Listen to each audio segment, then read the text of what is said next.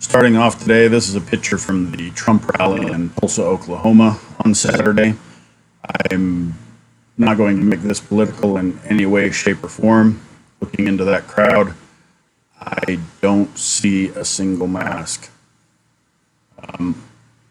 Perhaps more worrisome, looking into that crowd, I see people who are yelling, and any of those people who are yelling, if they were infected, are spewing virus across those who are in front of them, thus increasing the likelihood that they could be infected.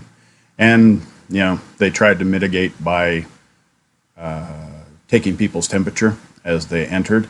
I can tell you from personal experience, I'm not sure what percentage of the population is like this, but when I get the flu, I can feel feverish. I'll have chills. I could be sweating, and my temperature is 98.6. So I know that I can be infectious without a fever. So checking the temperatures as they go in is only going to go so far. They did pass out masks, but obviously it's that badge of honor thing again. We're not willing to wear masks. Maybe because they knew they were going to be on TV. So going to some charts, some data. This one here is daily new confirmed cases per million people. So it's a case rate as a percentage of the population of the countries in question. And here we have Brazil and the United States.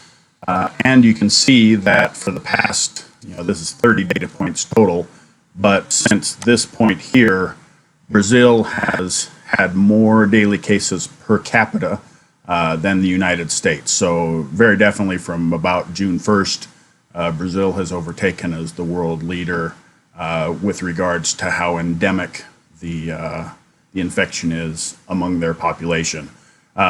You can see also in this 30 days graph that for about those 20-ish days, the U.S. was bumping along and not growing. But I can't help but believe that we've definitely got an upward trend there. And then Brazil has had a couple of downs, but looks like their trend's heading like that too. Now, it could be that the U.S. is going to overtake Brazil again as the world leader in this terrible, terrible subject. This is U.S. and Brazil in cumulative cases that were deaths. So confirmed deaths per million. So this is again per capita in the. This is a number that's only going to grow. It's not going to come down because it's a cumulative.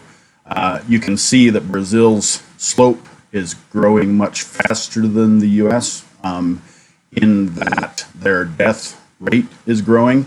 This is a number that I referred to yesterday also in my charts, where if you divide this number by 10, you get the standard number, which is deaths per 100,000 of the population.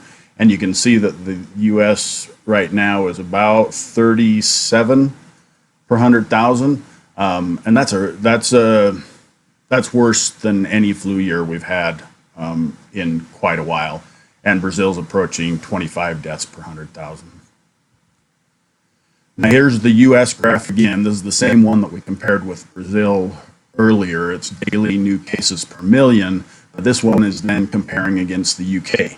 And you can see that in the UK, they're doing a pretty good job of bringing down their reinfection rate and thus bringing down their number of cases.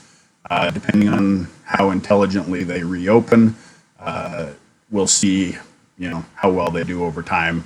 But by the same token, again, where the U.S. was going like that, now it looks like we're starting to go like that. So we're not done yet.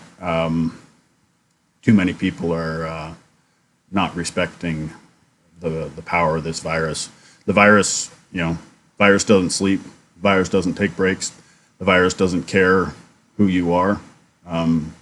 If it's given the opportunity, it's going to infect you, and then it's going to start replicating itself. It's what the virus does. It has no feelings. This is U.S. and U.K. death rate per million people from the virus also then. So UK, you can see, is up here at the 60 plus deaths per 100,000 rate, which is severe. People that said this is no worse than the flu. This is worse than the flu. There's no way getting around that. And you can see that the death rate per capita in the UK is much higher than that of the US.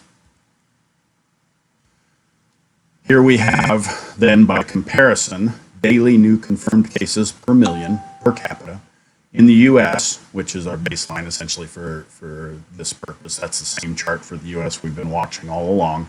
And we're comparing it against Italy and South Korea. Now you can see how well, relatively, South Korea has done here, because their daily new cases is just bumping along the bottom, just bumping along zero.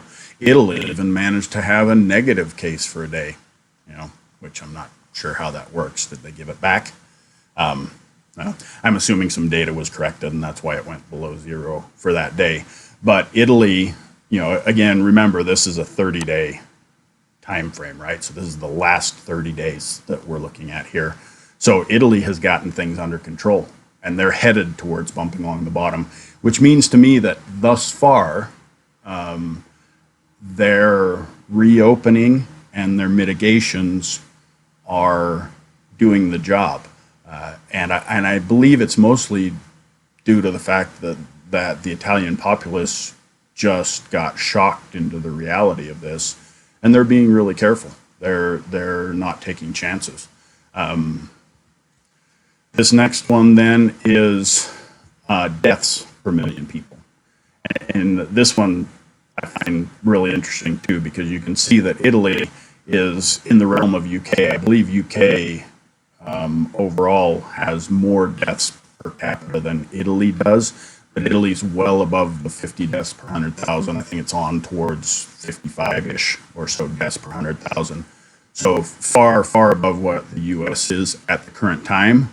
But when you look at where the US cases per day is going versus where Italy is, right down here, you're going to see that the US may end up catching up if we're not careful, because this is cumulative. It never goes down. You're not going to see cumulative deaths go down unless they change the data somehow. And again, South Korea, can't beat that. In a country as populous and as dense as South Korea, to have performed like that is a pretty amazing feat. So kudos to them. Thanks for watching.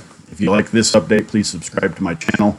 I'm going to make the utmost effort to do these every day and try to show a variety of data in a variety of spaces. Please comment if there's something specific that you want to see. I appreciate your support. Wear a face covering. Tell your friends to do the same. It'll help.